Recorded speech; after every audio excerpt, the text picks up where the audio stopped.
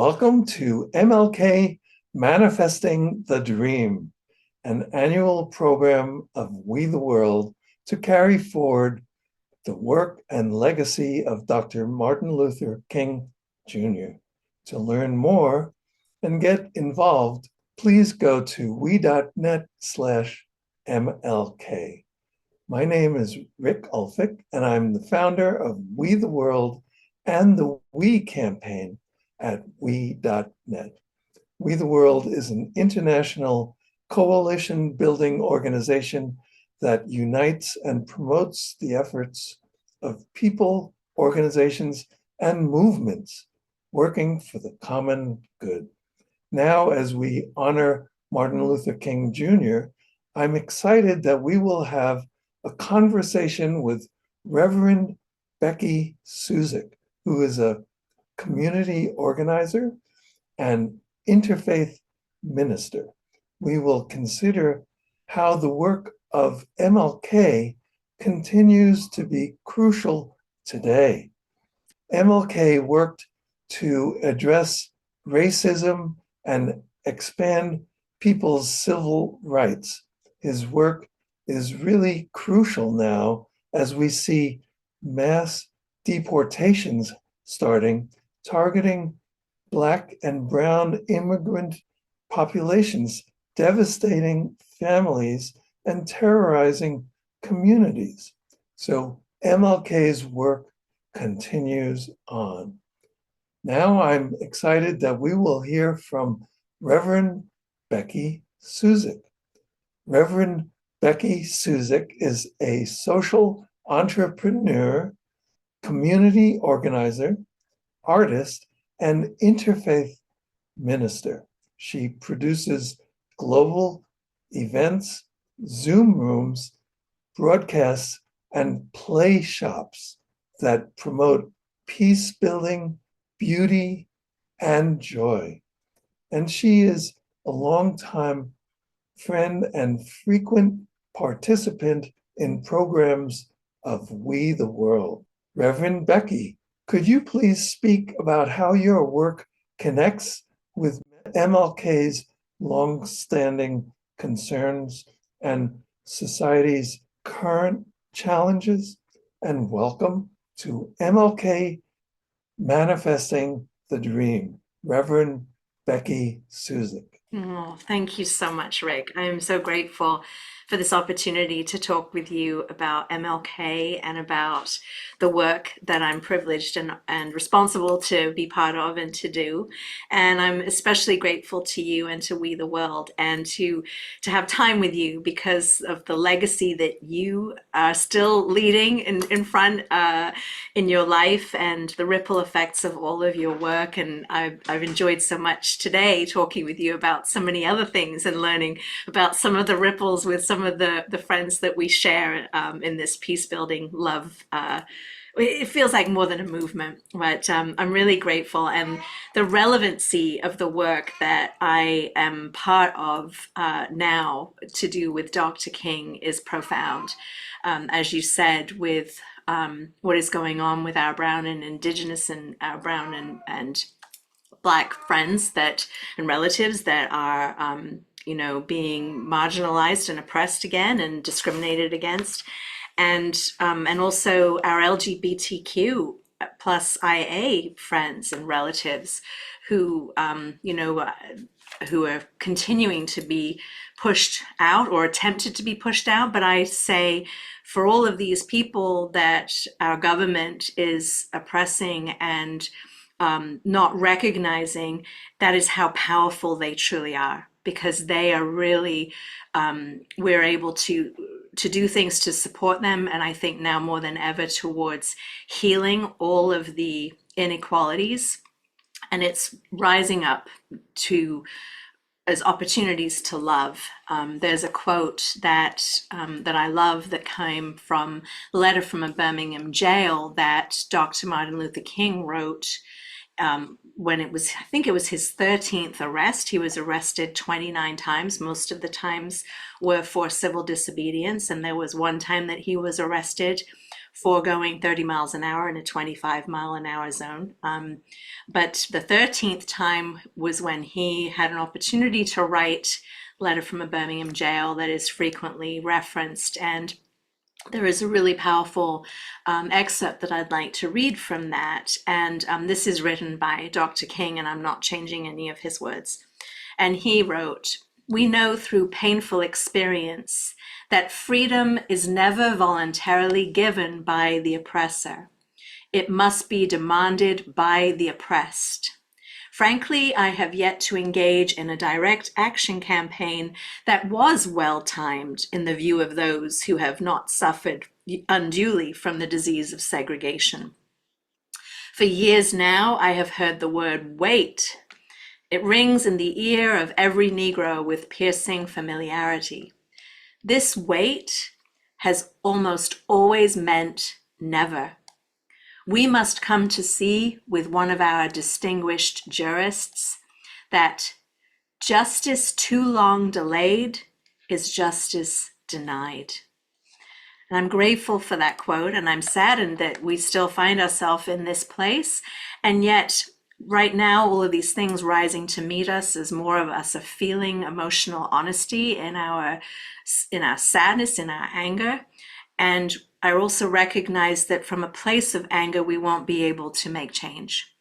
And so it's really important that we deeply listen to people that we don't understand, that we bear our own discomfort in listening to opinions and ideas that we do not understand, so that we can learn to create bridges towards greater understanding between ourselves and other people that we don't yet understand. So it's really important. And I've been grateful to be connected with a lot of different organizations, including Compassion Games and Sign Network, with the MLK Ali 40 Days of Peace and Greatness, which goes alongside with this opportunity with We the World, as we do this over the next couple of weeks now until the beginning of March. And the Compassion Games this year, we're playing it in a very more, I think, accessible way, in that we're recognizing all acts of compassion across 6 different categories that we've identified. And a few of those are ways of practicing self-compassion, self-kindness, ways of using our hands and our actions towards acts of compassion to people that we don't know, to strangers, to organizations, and also to systems. And so we're gathering up all of these acts of compassion in an impact report, and everyone that's playing the Compassion Games, we're having a co-opetition, as John Raymer likes to call it, which I love that. Instead of competing, let's cooperate, let's have a co-opetition and play, because everyone wins when we animate more compassion. Definitely. And, I don't know if you know this, but John nominated me to be one of the faces of compassion. With the Ali Index. Yes, I did know Yes, that. Yes. yes.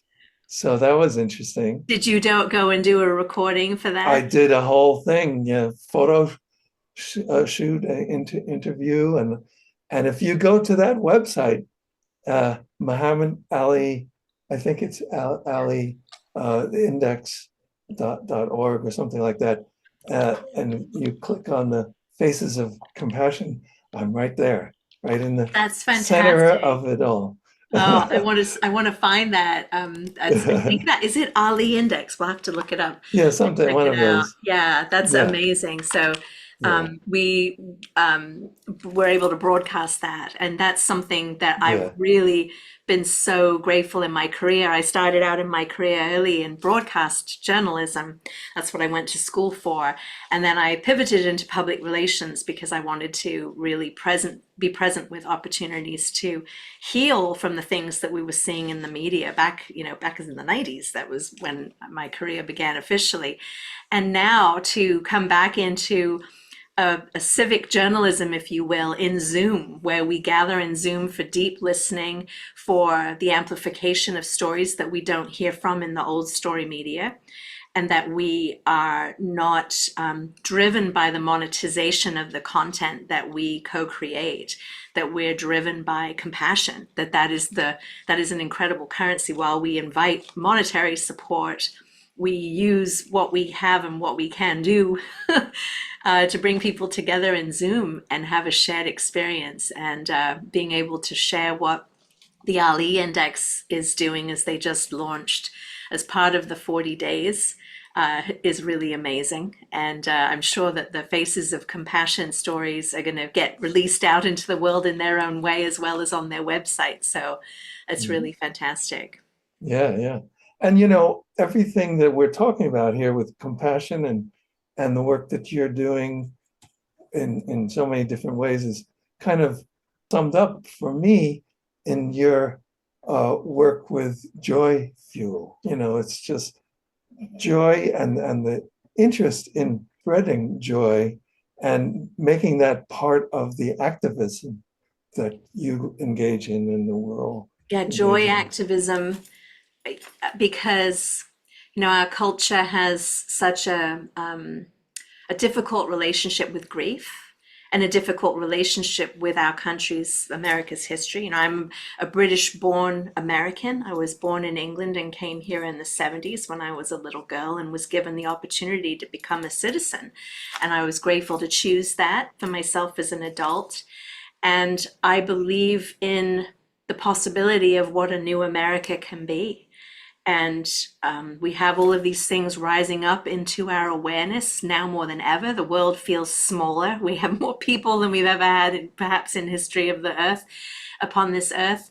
And yet we're smaller because we can know what is happening in different parts of the world, and it's overwhelming. And so I feel really really moved and strong to say that the more we allow ourselves to feel the sadness of the things that we encounter that really hurt us, that there is I feel like a consciousness rising collectively in us, that we feel that we allow the sad space, we allow the tears in ourselves, in our own grief. And at the same time, we can look for the joy that runs alongside.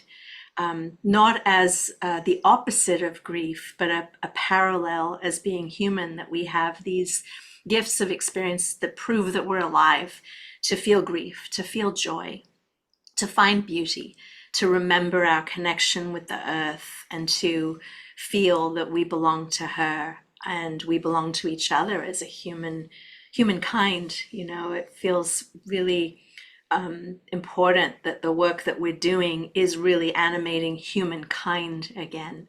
And I'm not giving up on that, and I think it starts though with self-kindness. I call it sacred kindness, and taking care of oneself.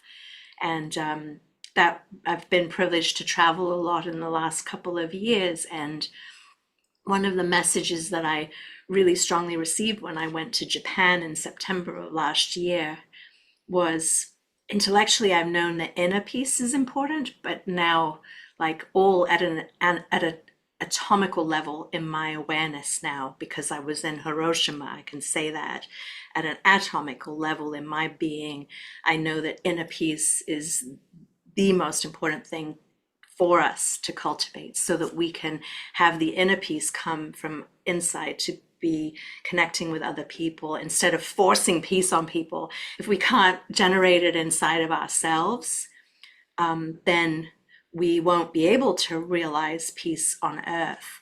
And so the work really, I think, is within and without. And so it certainly is a practice for me to do that every day.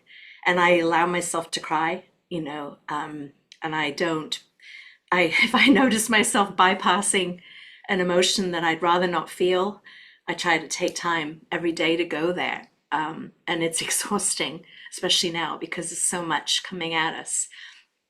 And yet, the more we allow ourselves to process it, it's like the weather. It's like the clouds that go by. If we can allow our own weather to change, then the sun comes out inside of us again. And it's important that we do that for ourselves and that we nurture that in each other. Yeah. And I think this inner peace that you're talking about is part of what MLK has been talking about in his life and cultivating with the people he was working with, and in terms of nonviolent approaches to activism. Nonviolence is I think reflected in what you're talking about there, and right? Yes, absolutely. And the anger that we feel can feel like a violence that we want to express, that we want to stop this. And yet I feel so strongly that it's not a battle that we're facing. It's we need new words for what we're facing, like fight the good fight. I don't think it's fight the good fight anymore. I think it's love the good, love the good in others, love and really those of us that have championed this for a while, it's so important that we don't get into the sidedness of this, that we go into a unity space and we really practice the things that we've been talking about, and it's hard. It's really hard.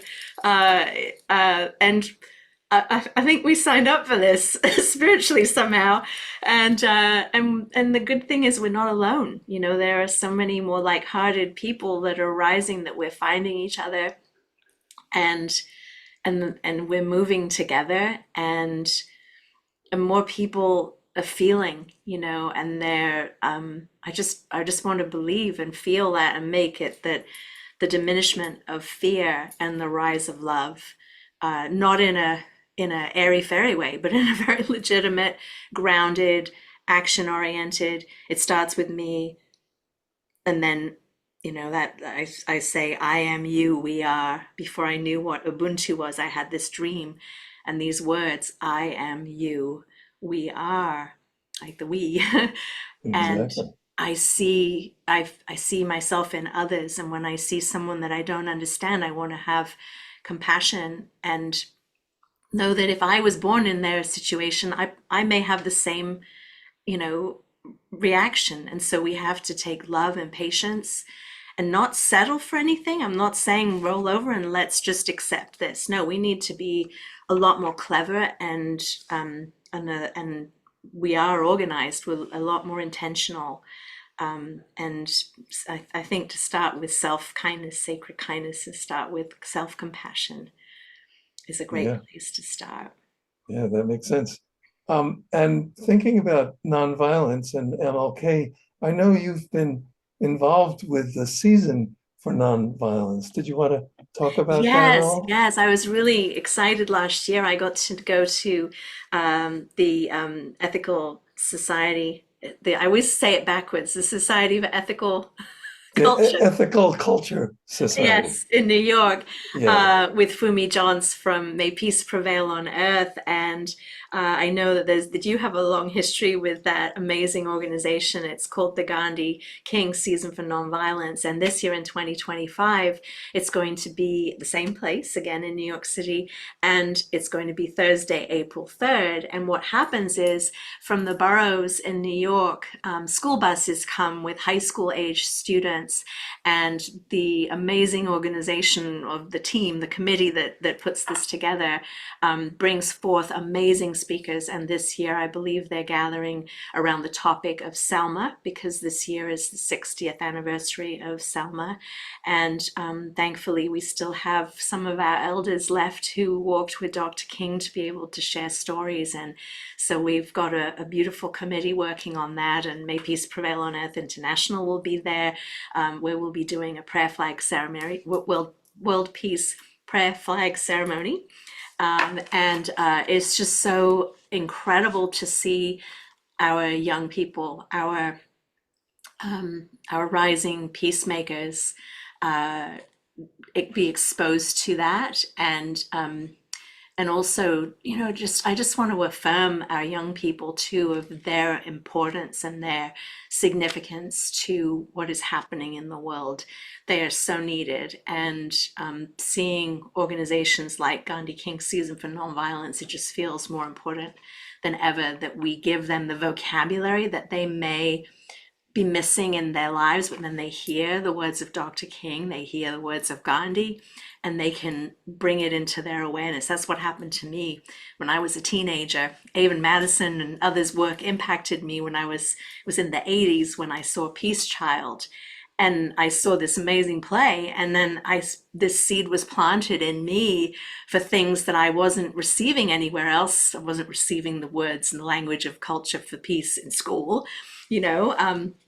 Not really in church either. But I saw that play, and hence, as the years have gone by, now I find myself, really gratefully blessed to be learning from so many amazing peace builders, and I want to do that for our young people to, help to offset the despair that social media may be trying to convince them of, to know that this world is miraculous and marvelous, and there are human beings who are really amazing, and that we need these young people to rise in their power and their love and their belief in themselves, because we really need them.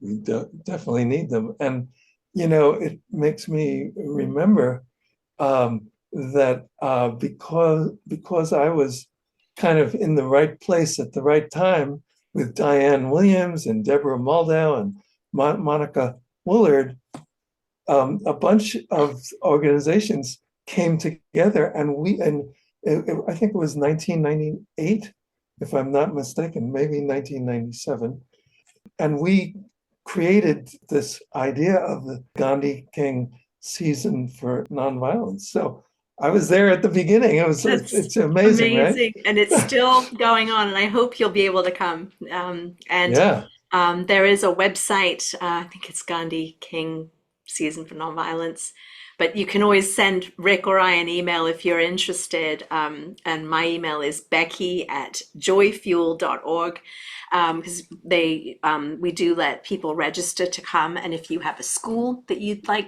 class that you'd like to bring, we do have pizza there that day. and Yeah. and it's really amazing. Yeah. That sounds great. And just thinking back, I just remember not only did we begin to launch that program, but then in 1999, there was the Parliament of the World's Religions, and a delegation which included Diane Williams and Deborah and Monica and myself and a bunch of others. We went to Cape Town, and we were able to give the Gandhi King Award for Nonviolence to Nelson Mandela in person Wow. on the stage with him. Isn't that amazing? Fantastic. Wow. That's amazing. I Wow. know, it's just It's incredible. incredible. So MLK and Gandhi continue on through us and the young people that you were talking about. Yeah. Yeah. So, given everything that you've been talking about and the challenges that our society is facing, do you have a call to action that you'd like to share? Mm.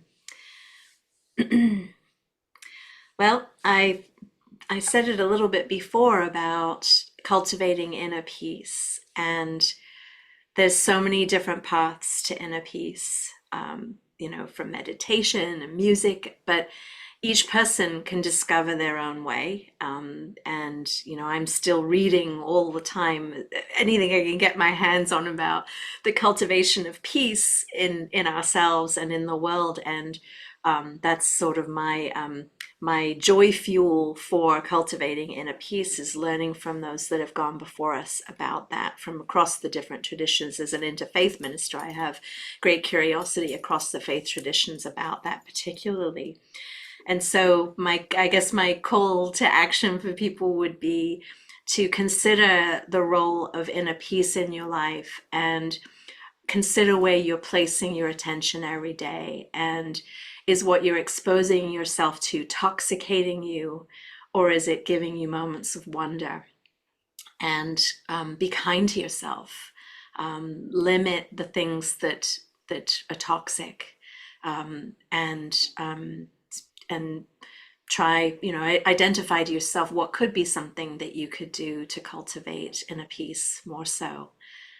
As we are really, I'm very devoted to helping myself and the people that I'm working with towards solving or evolving the problems into a more unified space, and not using the old story energy, not thinking that using the tug of war energy is gonna, it's more of a fight culture, again, the war culture, that's not the energy that's gonna solve or evolve us past where we are now. So I'll share that as a call to action, and then invite you to join my Patreon as a free member. Or if you're in a position that you would like to support my work, I invite that too.